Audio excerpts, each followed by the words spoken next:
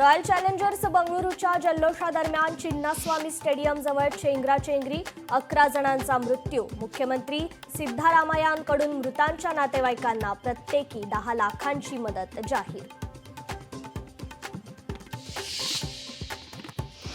समृद्धी महामार्ग आज पूर्ण क्षमतेने होणार खुला.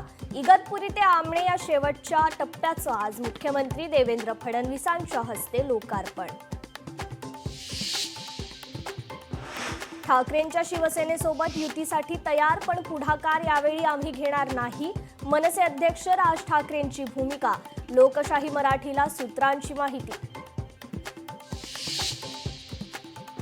राष्ट्रीय स्वयंसेवक संघाच्या संघ शिक्षा वर्गाचा आज नागपुरात समारोप. सरसंघचालक डॉक्टर मोहन भागवत काय बोलणार याकडे लक्ष.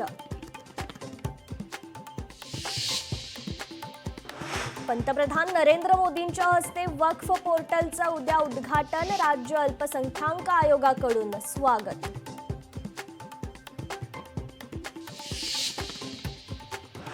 देशात सक्रिय कोविड रुग्णांची संख्या पोहोचली 4,000वर. राज्यात 510 कोरोना बाधित.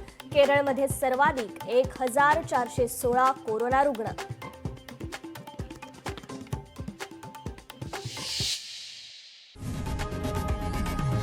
लोकशाही मराठी ऐका, पहा, जागरूक रहा.